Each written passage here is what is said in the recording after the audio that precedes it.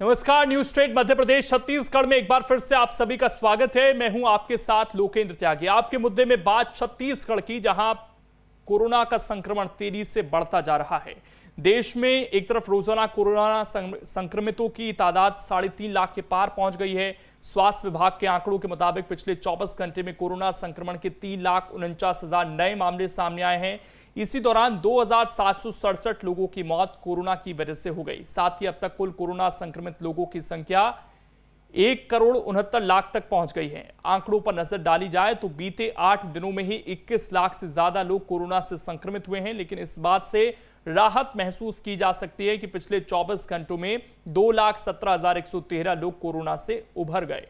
ऐसे में सवाल उठता है कि आखिर सरकार के तमाम इंतजामों के बावजूद कोरोना की रफ्तार कम क्यों नहीं हो रही।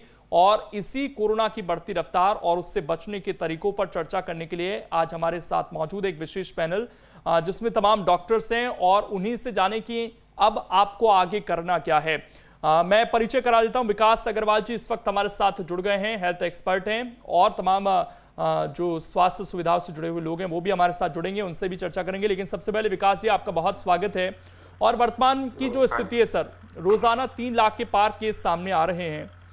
अभी हम किस स्टेज पर हैं? क्योंकि पहले तो ये कहा जाता था कि 5% के ऊपर संक्रमण दर नहीं पहुंचना चाहिए, नहीं तो हम कम्युनिटी स्प्रेड वाले लेवल पे पहुंच जाएंगे। अब हम 20, 25, 30 अलग अलग राज्यों में अलग अलग आंकड़े हैं, वहां तक पहुंच रहे हैं। तो कितनी बेकार स्थिति से कहा जा सकता है, और क्या अब यहां से चीजें कंट्रोल हो सकती हैं? देखिए, स्थिति तो बहुत चिंताजनक है क्योंकि कम्युनिटी स्प्रेड हो चुका है। ये एक सच्चाई है जिसे हमें अब स्वीकारना पड़ेगा। लेकिन अभी भी समय है कि स्थिति को और भयंकर होने से हम बचा सकें। ये हमारे स्वयं के हाथ में है कि अभी भी लॉकडाउन के बीच में जब मार्केट खुलता है तो उस समय लोग दूरी का पालन नहीं करते, मास्क नहीं लगाते हैं, वही भीड़ लगा के रखते हैं, परंतु शायद लोगों को अभी भी गंभीरता का एहसास नहीं हुआ है। तो मैं उनको कहूँगा कि एक बार उन लोगों के घरों में झाँक कर देखिए जिन्होंने अपने परिवार के लोगों को खो दिया है। उस भयानकता का अंदाजा लगाएं। कम से कम अपने परिवार से प्यार अगर करते हैं तो कहीं भी मार्केट जाएं, अभी भी लॉकडाउन के बीच में मार्केट खुलता है तो कम से कम दूरी बनाकर रखें, मास्क अपना सही तरीके से रखें लगाकर, और जिन लोगों को वैक्सीन नहीं लगा है वो वैक्सीन जरूर लगवा लें। यही सब कुछ तरीके हैं जिनसे हम कोरोना के संक्रमण को आगे और बढ़ने से रोक सकते हैं या उसको कंट्रोल कर सकते हैं। विकास जी, तमाम तरह के इलाज इस वक्त हम देखते हैं चलते रहते हैं, लगातार लोगों तक अलग अलग जानकारियां पहुंच रही हैं। लेकिन कुछ लोग ऐसे हैं जो वाकई में सही जानकारियां चाहते हैं, सही इलाज चाहते हैं, इस चीज़ का दवाइयों को लेकर सही जानकारी चाहते हैं। आप क्या कहना चाहेंगे सर? कौन सी दवाई ले सकते हैं, कौन सी चीज़ें कर सकते हैं, क्या खा सकते हैं, क्या पी सकते हैं इस दौरान, ताकि घर में रहकर भी अगर कोई स्वस्थ होना चाहे तो वो हो जाए, अस्पताल जाने की ज़रूरत ना पड़े उसे? देखिए, कोरोना एक वायरल इन्फेक्शन है और इसके लिए कोई पर्टिकुलर दवाई अभी तक तो मार्केट में नहीं आई है। जितनी भी दवाइयां हैं वो सभी एक्सपेरिमेंटल स्टेज पर हैं, और चूंकि ये महामारी फैली हुई है इसलिए वो दवाइयां इस्तेमाल हो रही है। लेकिन 90% से ज़्यादा लोग होम आइसोलेशन में घर पर रहकर आराम से ठीक हो सकते हैं, बशर्ते वे अपने खान पीन का ध्यान रखें और अपने घर के लोगों से दूरी बनाकर रखें ताकि उन्हें वो इन्फेक्शन ना फैल पाए। तो उन्हें अलग कमरे में रहना है, अलग टॉयलेट यूज़ करना है, अपना पौष्टिक खाना खाना है, नशे से दूर रहना है, और डॉक्टर की सलाह से समय समय पर जो भी इलाज किया जाए उसको ध्यान रखें। विशेषकर जो डायबिटीज़ के या हार्ट के पेशेंट हैं वे अपना डायबिटीज़ और ब्लड प्रेशर कंट्रोल में रखें, क्योंकि ऐसे लोगों में ही स्थिति थोड़ी गंभीर ज़्यादा होती है। तो बहुत छोटी छोटी चीज़ें हैं, इसका ध्यान अगर लोग रखेंगे सामान्य वायरल इन्फेक्शन की तरह ही है। अगर लापरवाही बरतेंगे तो निश्चित तौर पर भयानक स्थिति तो बन ही रही है और बहुत से लोग मौत के मुँह में जा रहे हैं, जिसे रोक पाना बहुत मुश्किल होगा फिर। राकेश गुप्ता जी भी हमारे साथ जुड़ गए हैं, अध्यक्ष हैं ये आईएमए हॉस्पिटल बोर्ड छत्तीसगढ़ के। आपका भी राकेश जी बहुत स्वागत है। और अभी वर्तमान की स्थिति में जो देश लगातार लड़ रहा है, ऑक्सीजन की कमी सर हो रही है देश में, रेमडेसिविर इंजेक्शन की कमी हो रही है। अब यहाँ से हम बाहर कैसे निकल सकते हैं आपकी नज़र में? क्या हमें स्ट्रैटेजी अपनानी पड़ेगी? देखिए लोकेंद्र जी, सबसे महत्वपूर्ण चीज ये है कि नेवर सीन बिफोर सिचुएशन है। नेशनल इमरजेंसी जैसी स्थिति है, इतने ज्यादा मरीज हैं कि सिस्टम इसको पूर्ण नहीं पा रहा है। हमें जितने भी संसाधन मौजूद हैं उनका बहुत तन्मयता से और जुडिशियस यूज करना पड़ेगा। हमें दवाइयां देख के यूज करनी पड़ेंगी। अस्पतालों में बिस्तर की संख्या में रातों रात वृद्धि नहीं की जा सकती है। हमें देखना होगा कि केवल जरूरतमंद मरीज और जिनको वास्तव में इमरजेंसी है उनको बिस्तर मिले। दवाइयों और बिस्तर का प्रोटोकॉल जो है वो डॉक्टरों के हाथ में होना चाहिए ताकि वो तय कर सके कि किन्हें क्या दवाई देनी है और कौन मरीज बिस्तर के अस्पताल में भर्ती होने लायक है और उसको कौन सी दवाई की जरूरत है। अभी देखने में आ रहा है कि बहुत ज्यादा हॉस्पिटल में एडमिशन को लेकर इंटरफेरेंस है, तरह तरह के डॉक्टर्स कम्युनिटी के ऊपर दबाव है। हर कोई चाहता है कि बिस्तर न मिले उससे पहले वह भर्ती हो जाए। ऐसे 20 से 30% मरीज हैं जो शायद घर में रहकर ठीक हो सकते थे, अस्पतालों में अननेसेसरी पड़े हुए हैं। मुझे लगता है कि यह सिचुएशन 24 से 48 घंटे में कंट्रोल की जा सकती है यदि मरीजों को विश्वास दिलाया जाए कि 90% से ज्यादा मरीज केवल होम आइसोलेशन में ठीक हो सकते हैं। उनको सोशल काउंसलिंग की जरूरत है, उन्हें ढांढस बनाने की जरूरत है कि कोरोना एक सेल्फ लिमिटिंग वायरल इंफेक्शन है जिसमें अच्छी प्रतिरोधक क्षमता और नाम मात्र की दवाइयों के साथ मरीजों को ठीक किया जा सकता है। कॉम्प्लिकेशंस केवल उन्हीं मरीजों में होता है जिनमें टेस्टिंग देरी से की गई हो, जिन्होंने अपने लक्षण छुपाए हो, घर पर मनमाना इलाज कर रहे हो या अस्पताल में भर्ती होने में किसी प्रकार की हिचकिचाहट हो। डॉक्टर आपको बहुत अर्ली स्टेज में इन्फेक्शन पकड़ में आने पर आसानी से ठीक कर सकते हैं। अननेसेसरी दवाइयां मत लें, नीम हकीमों के चक्कर में ना आए क्योंकि यह ऐसी बीमारी है कि लापरवाही से बहुत ज्यादा बढ़ जाने के बाद ठीक नहीं हो पाती है, मरीज को जान गंवानी पड़ती है। जो लोग पहले से किसी प्रकार की दवाई ले रहे हैं, किसी गंभीर बीमारी से ग्रसित है, उनको डॉक्टर को विश्वास में लेकर या जो उनके परिवार के डॉक्टर पहले से उनको देख रहे हैं विश्वास में लेकर तुरंत दवाई शुरू करना है। और हम चाहते हैं कि डॉक्टर्स को मरीज विश्वास में ले, डॉक्टर्स आगे बढ़कर मरीजों की सेवा कर रहे हैं, बहुत ज्यादा दबाव में है डॉक्टर्स और पैरामेडिकल वर्कर्स। किसी प्रकार की शक की गुंजाइश न रखें, हिंसा पर विश्वास न रखें। डॉक्टर्स इस समय आपका सबसे अच्छा मित्र है और जो सिचुएशन है वो हमारी लापरवाही से बढ़ी है। हमको अपनी कोरोना संक्रमण गाइडलाइन जो हमको पिछले 1 साल से सिखाई जा रही है उसका सख्ती से पालन करना है। परिवार वालों को यह कहना है कि मास्क अभी सबसे अच्छा आपका दोस्त है। शारीरिक दूरी का पालन करें, भीड़ भरे इलाकों में न जाएं। एक पर्सनल हाइजीन, हाथ धोने का अनुशासन हमें सिखाया गया, वह भी एक आपके डिफेंस की दीवार है। दूसरी, वैक्सीनेशन के बारे में बहुत सारी भ्रांतियां हैं लेकिन वैक्सीनेशन का सक्सेस रेट भारतीय परिप्रेक्ष्य में बहुत अच्छा है। वैक्सीनेशन होने के बाद यदि आप लापरवाही करेंगे, सामाजिक गाइडलाइन का पालन नहीं करेंगे तो आपको कोरोना संक्रमण हो सकता है। ये कुछ लोगों में लापरवाही के कारण हुआ है, लेकिन संक्रमण की तीव्रता कम से कम होगी, इसमें डेथ रेट बहुत कम से कम है। आगे बढ़कर वैक्सीनेशन के अभियान को गति दें, टेस्टिंग कराने में देरी न करें और बहुत मिनिमम दवाई के साथ आप ठीक हो सकते हैं। कोरोना संक्रमण की एक कोई डेफिनेट दवाई नहीं है। सामाजिक सोशल मीडिया में बहुत सारी भ्रांतियां हैं, बहुत सारी दवाइयों के चक्कर में न पड़े। रेमडेसिविर के बारे में बहुत सारी बातें कही जा रही हैं। अब बड़े ऑर्गेनाइजेशंस ने, एम्स ने इसके बारे में यह कह दिया है कि रामबाण दवा नहीं है। आपको पैरासिटामोल, बी कॉम्प्लेक्स और लक्षणों के आधार पर जो डॉक्टर दवाई देते हैं वह दवाई लीजिए। आपका ऑक्सीजन सैचुरेशन 92 से कम होता है तो आपको अस्पताल में भर्ती होने की जरूरत है। आप अस्पताल में भर्ती होइए अपने चिकित्सक की गाइडलाइन में। वहां पर जो दवाइयां आपको दी जाएंगी वह चिकित्सक का विश्वास करके आप लेना शुरू करें, किसी भी प्रकार की देरी न करें। रेमडेसिविर और दूसरी दवाइयों के बारे में बहुत सारी भ्रांतियां हैं, कृपया उन्हें जल्दबाजी में अपने घरों में इकट्ठा न करें। HRCT के बारे में बहुत सारी बातें कही जा रही है कि उससे कोरोना संक्रमण फैलता है। ये बहुत अननेसेसरी इन्वेस्टिगेशन है, इसके ऊपर न जाएं। जो छत्तीसगढ़ के परिप्रेक्ष्य में ये बात कही जा रही है कि होम आइसोलेशन में 90% से ज्यादा मरीज ठीक हुए हैं और अभी भी 90% से ज्यादा मरीज छत्तीसगढ़ में होम आइसोलेशन में ठीक हो रहे हैं। आपको पूरे देश में यह मैसेज फैलाने की जरूरत है कि होम आइसोलेशन बहुत इफेक्टिव मोड ऑफ ट्रीटमेंट है।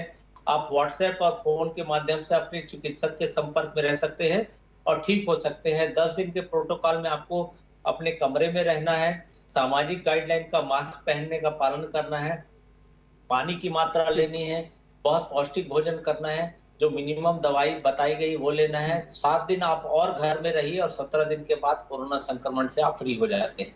ठीक, डॉक्टर प्रमोद भी हमारे साथ जुड़ गए हैं, आपका भी स्वागत है सर। डॉक्टर प्रमोद, एक प्रोटोकॉल तो बना, एम्स के डॉक्टर्स और तमाम बड़े डॉक्टर्स सामने से आकर, आप लोग भी जो गणमान्य लोग हैं ये कह रहे हैं सामने से आकर कि रेमडेसिविर की जरूरत नहीं है, लेकिन बहुत सारे ऐसे भी डॉक्टर्स हैं जो लगातार उसको प्रिस्क्राइब कर रहे हैं। एक जो हमने कोविड को लेकर इलाज के लिए प्रोटोकॉल बनाया, भर्ती को लेकर प्रोटोकॉल बनाया, शायद वो टूटा, इसीलिए भगदड़ भी ज्यादा मच गई अस्पतालों में।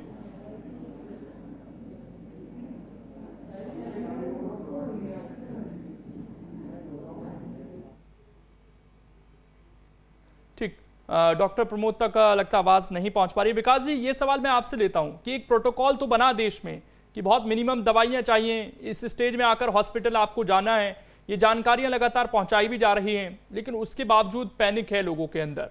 ये पैनिक कैसे दूर हो सकता है? और जो डॉक्टर्स के बारे में कई बार कहा जाता है कि वो जानबूझकर प्रिस्क्राइब कर रहे हैं रेमडेसिविर को, डॉक्टर्स भी क्या कुछ हद तक पैनिक क्रिएट करवा रहे हैं? क्योंकि एकदम से दवाई खत्म हो गई हमारे सामने आकर और लोग पर्चे लेकर घूम रहे थे मेडिकल स्टोर के सामने, हमने देखा कि रेमडेसिविर के लिए लाइन लगी हुई है और डॉक्टर्स के पर्चे उनके हाथ में थे बाकायदा।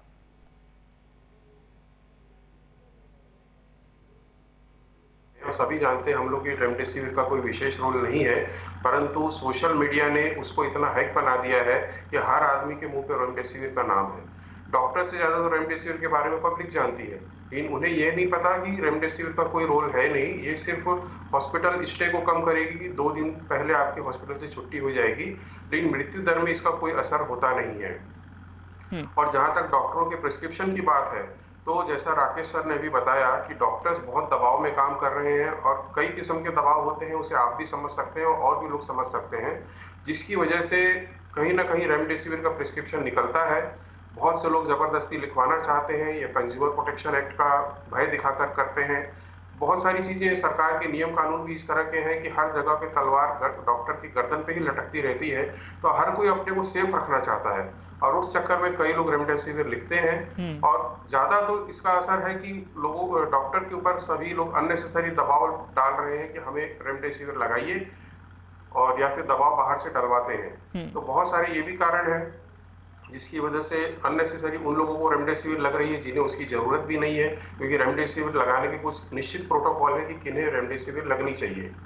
और दूसरा एक चीज मैं और बताना चाहूंगा इसी परिप्रेक्ष्य में कि लोग बहुत से हैं जो नीम हकीमों के पास जाते हैं, स्टीरॉइड के बारे में बहुत सारी बातें होती हैं, तो लोगों ने मीडिया के थ्रू, सोशल मीडिया के थ्रू जान लिया कि स्टीरॉइड जो है जीवन रक्षक है। तो बहुत से लोग या नीम हकीम भी शुरुआती के 5-7 दिनों में लोगों को स्टीरॉइड खिलाते हैं, लेकिन हमें ये ध्यान देना पड़ेगा कि ये वायरल इन्फेक्शन है जिससे हमारा शरीर स्वयं लड़ता है। अगर हमारी इम्यूनिटी कम होगी तो उस बीमारी को रोक नहीं पाएगा।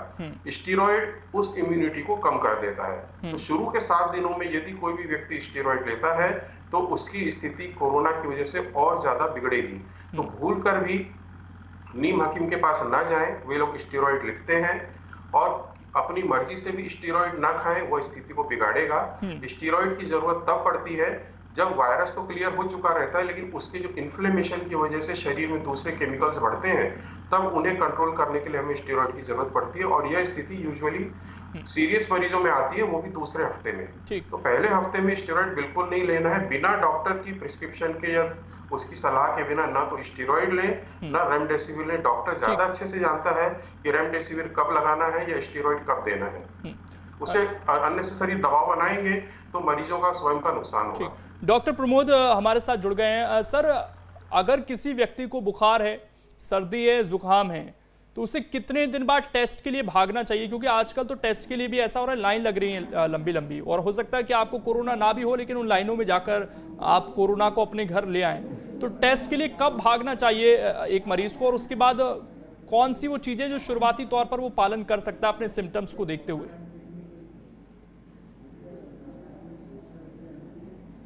जी, जैसे ही लोकेंद्र जी, जैसे पेशेंट को शुरुआत में एकदम बुखार नहीं आता है, शुरू में उसको गले में खराश आएगी, थोड़ी सी सर्दी जैसी लगेगी या उसकी स्मेल जाएगी, है ना, और फिर एक आध दिन बाद उसको बुखार आना शुरू होगा। ये जो सिम्टम्स हैं, जब ये 3 से 4 दिन होंगे तभी आपकी टेस्ट पॉजिटिव आएगी। अगर बहुत अर्ली स्टेज पे आप टेस्ट करा लेंगे तो हो सकता है ये आपकी टेस्ट नेगेटिव आएगी। उससे आप ये सोचेंगे कि मेरे को कोरोना नहीं है, जबकि आप कोरोना से पीड़ित हैं। तो कम से कम 3 से 4 दिन जब हो जाएं और जब सिम्टम्स डॉक्टर के पास जाके हमारी जो दूसरी दवाइयां जो डॉक्टर देते हैं उससे भी अगर हमारी प्रॉब्लम हल नहीं हो तो भी टेस्ट कराना चाहिए। एकदम टेस्ट कराने से तो पॉजिटिव आएगा नहीं और होते हुए भी पॉजिटिव नहीं आएगा, इसलिए उसको एक स्टेज के बाद ही आपको टेस्ट करवाना है।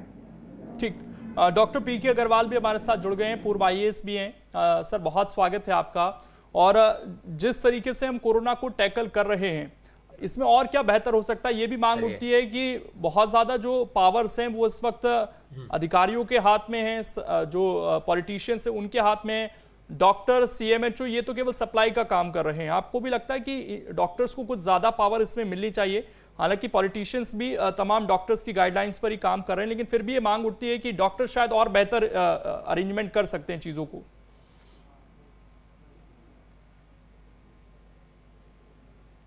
नहीं, देखिए, जो इसमें सबसे बड़ा कोऑर्डिनेशन जिलाधिकारी कर रहे हैं और जिलाधिकारी अपने CMH को अपने दाएं हाथ पे रखता है, क्योंकि ये आजकल कोरोना नियंत्रण में दवाई अकेली नहीं है, बहुत सी ऐसी चीजें हैं जिनका प्रशासन को करना आवश्यक है। तो आजकल का जो सेटअप है वो बड़ा ठीक है, लेकिन इसके साथ साथ ये भी देखना पड़ेगा हमें, जैसे कि आजकल ऑक्सीजन की कमी है।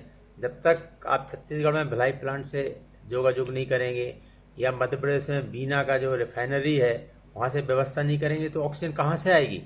तो ये बहुत बड़ी व्यवस्था एक डिस्ट्रिक्ट मजिस्ट्रेट कर सकता है। मैं तो कहूंगा इसमें राज्य सरकारों को अपने लेवल पे करना चाहिए। छत्तीसगढ़ में जैसे उन्होंने जिलाधिकारी पे छोड़ दिया है, ऐसा नहीं है। जब तक एक चीफ मिनिस्टर या राज्य सरकार का सेक्रेटरीट ये काम नहीं करेगा, जो बड़े बड़े स्टील प्लांट हैं या और भी जो उद्योग हैं, तो ये सप्लाई कहाँ से आई। जैसे मालनपुर है मध्य प्रदेश में, इंडस्ट्रियल हब है, अब वहां से ऑक्सीजन लाना, इसका जो ऐसा नहीं होना चाहिए कि मुख्यमंत्री जिलाधिकारी पे भी छोड़ दे। जिला स्तर पर जरूर उसका कंट्रोल है, कोई कोऑर्डिनेशन टीम है, लेकिन जो राज्य स्तर पर काम होना चाहिए वो नहीं हो रहा है। उसको और भी एक्टिवेट करने की आवश्यकता है, जिससे कि उपलब्धता, जैसे आप इंजेक्शन की बात कर रहे हैं, मान लो जनता चाहती है इंजेक्शन, तो आप अस्पतालों में तो रखिए और जब मरीज भर्ती हो उसी को दीजिए। तो अस्पतालों में ही नहीं है अभी इंजेक्शन, वो तो बहुत गलत है। तो इंजेक्शन की आपूर्ति की व्यवस्था एक कोऑर्डिनेशन तो सेंटर से एक राज्य के सचिवालय को करना पड़ेगा। जो छत्तीसगढ़ में DM SP पे छोड़ के चीफ मिनिस्टर अपना फ्री हो गए, इलेक्शन का प्रचार कर रहा है, ऐसा तो नहीं होना चाहिए। और मैं तो सोचता हूँ कि इलेक्शन बिल्कुल बंद हो जाना चाहिए कोरोना के समय, क्योंकि इलेक्शन होने से ये पूरा माइंड डाइवर्ट हो रहा है।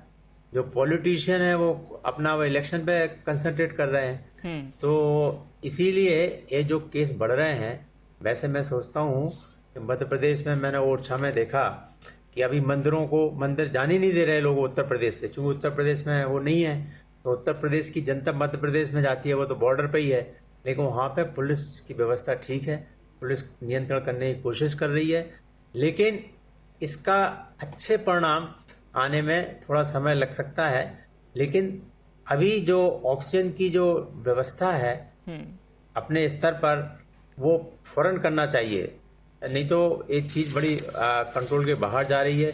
भाई पब्लिक जब चाहती है ऑक्सीजन, जो बेसिक चीज है, उसकी आपूर्ति हो सकती है।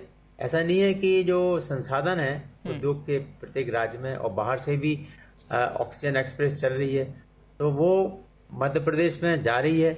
और छत्तीसगढ़ में भी इतने छोटा राज्य, इतने ज्यादा केस आ रहे हैं, बड़ी चिंता की विषय है।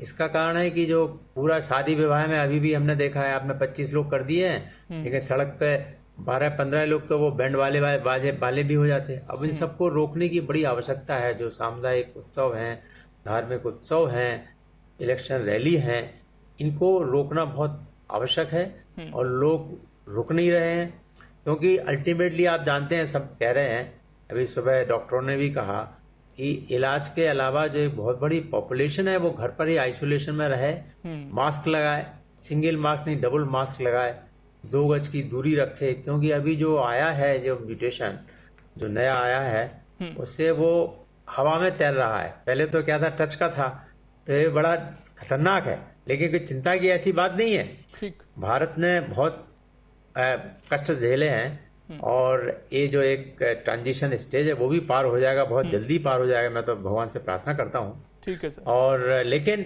जो जनता को करना चाहिए, ये बिल्कुल, जनता को अपने ऊपर जिम्मेदारियां समझनी होंगी तो बेहतर स्थितियां हो सकती हैं। डॉक्टर विकास, मैं एक चीज आपसे चाहता हूं कि हम ये देख रहे हैं कि अलग अलग संस्थाएं मदद पहुंचा रही हैं लोगों को, चाहे ऑक्सीजन के लेवल पर हो, दवाइयों के लेवल पर हो।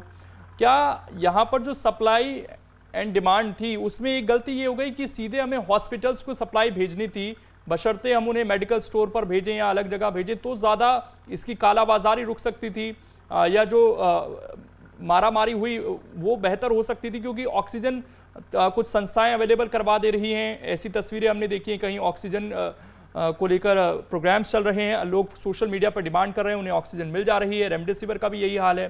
कालाबाजारी बहुत ज़्यादा हो गई। ये सप्लाई क्या सीधे अस्पतालों को होती तो ज़्यादा बेहतर था? सही बात है, इस बात में कोई गलत बात नहीं है। ऑक्सीजन सबसे पहले प्रायोरिटी बेसिस पे हॉस्पिटल्स में जानी चाहिए जहाँ पे गंभीर मरीज भर्ती हैं और उन्हें इसकी ऑक्सीजन की ज़्यादा ज़रूरत है। तो इस पे तो कंट्रोल करना बेहद ज़रूरी है। और लोग घरों में ऑक्सीजन लगा रहे हैं, उन्हें ये पता नहीं है कि ऑक्सीजन कैसे लगाई जाती है, हालांकि ऑक्सीजन भी एक दवा है और इसे मेडिकल सुपरविजन में ही लगाया जाना चाहिए, क्योंकि ऑक्सीजन हमेशा फायदा करे जरूरी नहीं है। कितने प्रेशर से देनी है, कितनी मात्रा में देनी है, वो नुकसान भी कर सकती है और फेफड़ों को बेहद ज्यादा नुकसान कर सकती है। लेकिन लोग उस चीज को समझ नहीं रहे। वे समझ रहे हैं कि एक सिंपल हवा है, इसे लेके हम आराम से स्वस्थ हो सकते हैं, परंतु ऐसा है नहीं। मेडिकल गाइडेंस बहुत जरूरी है, तो बेहतर है कि ऑक्सीजन की सप्लाई डायरेक्ट हॉस्पिटल्स में हो जहां ज्यादा जरूरी है। ठीक। अब तो ऐसी भी तस्वीरें आई, कुछ लोग शायद ऑनलाइन भी उसको मंगा रहे थे। डॉक्टर प्रमोद, एक चीज और मैं आपसे जानना चाहता हूं। बार बार ये कहा जा रहा है कि डॉक्टर्स पर दबाव है और हम सब सैल्यूट करते हैं डॉक्टर्स को, लेकिन कुछ डॉक्टर्स, कुछ नर्सेस, सर ऐसे भी केस सामने आए जो कालाबाजारी कर रहे थे इन चीज़ों की। पेशेंट को अगर इंजेक्शन बच गया तो उसको 30,000 40,000 में बिक गया। तो ये किस तरह से इस वक्त डॉक्टर गुजर रहे हैं इस सिचुएशन में, खासकर किस तरह का दबाव है उन पर? क्या ऊपर से कुछ अलग दबाव भी है, अगर आप यहां बताना चाहें हमारे चैनल के माध्यम से?